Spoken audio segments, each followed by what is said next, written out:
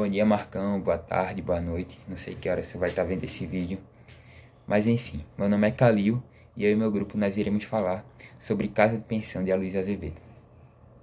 Antes de se iniciar a análise da obra, é preciso saber pelo menos o mínimo de quem foi Aloysio Azevedo.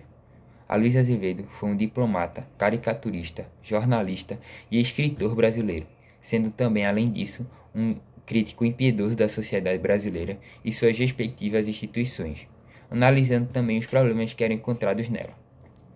Em relação à sua carreira na literatura, a sua carreira literária se iniciou após a morte de seu pai em 1879, quando decidiu voltar à sua terra natal, São Luís, para ganhar a vida como escritor.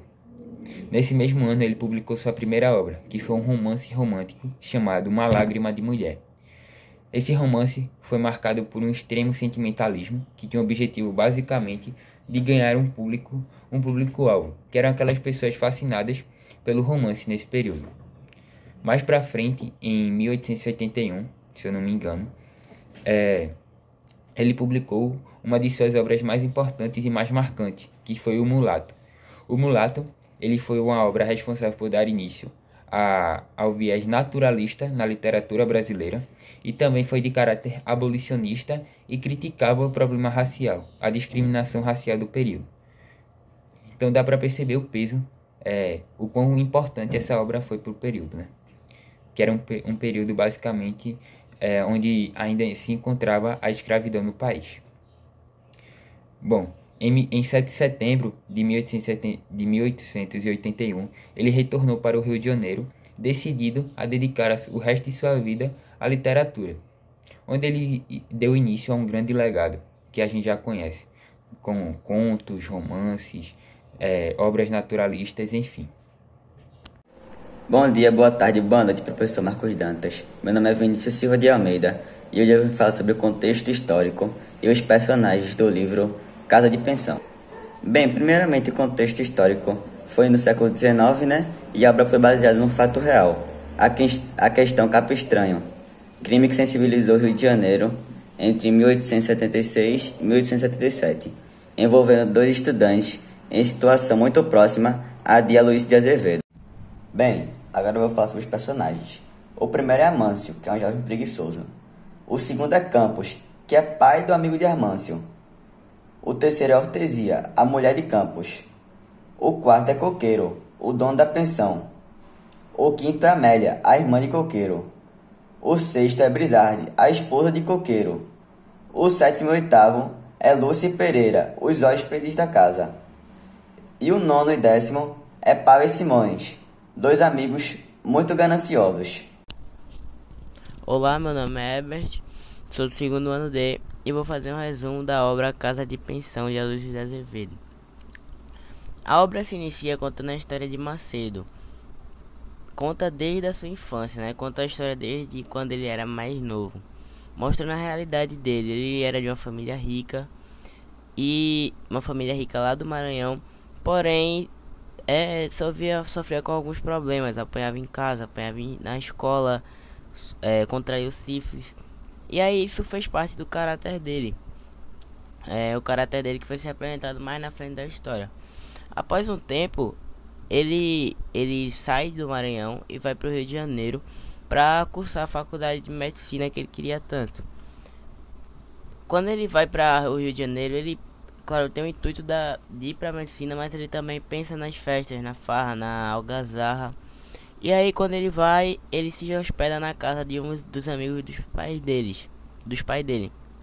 E aí, nessa casa, ele vai ter que ser obrigado a seguir regras e normas. Não se contentando, né, muito sobre ele. Não se contentando ao caráter dele. O que ele queria era mais festa, queria mais resenhar, queria festejar, queria bagunça mesmo.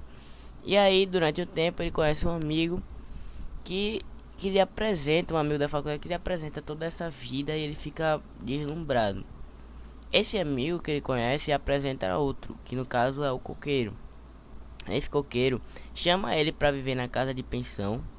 E aí, a casa de pensão da mãe dele, né, mostra um quarto e ele vai lá. Porém, lá é um lugar totalmente imundo, totalmente nojento, com pessoas que têm só o intuito de extorquir as outras, pessoas que têm o intuito de fazer bagunça e tudo mais. E aí ele recebe várias tentativas de extorsão, de pessoas tentando roubar ele, e principalmente o coqueiro, seu amigo, que pega e tenta fazer uma trambicagem, fazendo ele se casar com a irmã dele para conseguir parte do dinheiro dele. Bom, essa situação gera assim um relacionamento amoroso entre a irmã do coqueiro e o protagonista Amâncio. Porém, com a notícia da morte do pai dele, ele vai ter que voltar pro Maranhão. Só que nessa volta eles ainda não tiveram nada fixo, nenhum papel comprovando que eles estavam juntos, nem nada. E nessa situação, o coqueiro não queria que o Amâncio viajasse sem ter um papel, sem estar casado realmente com a irmã dele. E aí faz com que ele descobre onde o coqueiro vai, qual ponto que o coqueiro vai pegar, manda 2 falsas testemunhas e o acusa de traição, de como se ele fosse um cafajeste, como ele fosse um pilantra, um descarado. E aí ele é preso por um momento, o Amâncio, porém ele é solto. Ele é solto, dissolvido rapidamente. E nessa libertação, ele vai fazer uma festa com os amigos dele. Para festejar a saída dele da prisão. E aí nessa festa, né, o coqueiro descobre isso. E aí pensa em se matar, né, porque ele ficou com a visão errada dos amigos. Os amigos ficaram com a visão errada dele, acharam que ele era um mau caráter, né, que no caso ele realmente é o coqueiro, né, o coqueiro é um mau caráter, né, faz tudo pelo dinheiro. E aí isso é uma característica bastante interessante do naturalismo, né. E aí ele pega o instinto e tal, e aí ele pega e, além de se matar, ele pega a arma dele e vai atrás do Amâncio. Chega na festa lá e aí atira no Amâncio, no peito do Amâncio. E aí o Amâncio só se vira e acha que é a mãe dele. Fala, a última frase que ele diz é mamãe. E aí o final trágico é esse. E a mãe dele chega no dia seguinte, onde o Amâncio estava, e vê e descobre a notícia da morte dele e como aconteceu. Esse caso foi um caso real que aconteceu no Rio de Janeiro, né? Ficou bastante famoso desses 2 colegas, 2 amigos aí, que pelo puro interesse gerou todo esse constrangimento, né? Toda essa história. Eu vou falar agora sobre as características do naturalismo em geral, que a gente vai analisar em seguida com o amigo Leonardo. Ele vai ver exatamente alguns aspectos em algumas das cenas, alguns dos trechos do livro que eu vou abordar aqui agora. Vai ser bem sucinto. Vamos lá. Primeiramente, a gente tem que comparar com o realismo uma característica muito importante. O realismo, ele abordava muito o lado psicológico do personagem e temas que eram moralmente aceitos. Já o naturalismo, ele não tratava do lado psicológico. Muito importante, o lado animal do ser humano era totalmente abordado nessas obras naturalistas. E também era uma linguagem muito crua, que às vezes causava repulsa no leitor. Uma linguagem muito que às vezes características da obra descrevia o que estava acontecendo, bem nojento, que a gente ficava com uma verdadeira repulsa mesmo na hora de ler. Bem, a linguagem das obras naturalistas era uma linguagem crua, a do realismo era uma linguagem formal. O principal ponto abordado na obra do realismo é lado psicológico, naturalismo, lado animalesco do ser humano. Pronto. 2 características fechadas com sucesso. Agora mais uma característica para fechar era que o naturalismo, eles tratava de temas que, diferentemente do realismo, que era moralmente aceito, o naturalismo não era moralmente aceito. Eram totalmente pesados. Por exemplo, prostituição, a sexualidade, a homossexualidade, a questão da discriminação racial, basicamente o lado pior do ser humano, eu acho. Eu acho que são temas que até hoje são falados hoje em dia, como a homossexualidade e a discriminação racial, que até hoje acontece Isso é muito triste. Mas eu acho que melhoramos muito de antigamente para hoje. Temos muito que melhorar mais, mas... Enfim. Tem um conceito também de eugenia, que é a questão do embranquecimento da população, que isso daí também tem um link com o determinismo, que você, no lugar que você nasce e o tal, você estava naquele meio determinado e tal, você nasceu naquele meio, naquele ano, por causa disso e disso, você era determinado para aquilo. Isso tem a ver com o embranquecimento, porque muitas pessoas negras que não sofriam na população, por exemplo, tinha esse conceito de determinismo, mas eu discordo um pouco, porque eu acho que a gente não pode tratar o negro porque ele é tal pessoa, filho de quem, filho de tal, do meio tal, nasceu em tal canto, enfim. E eu acho que é isso.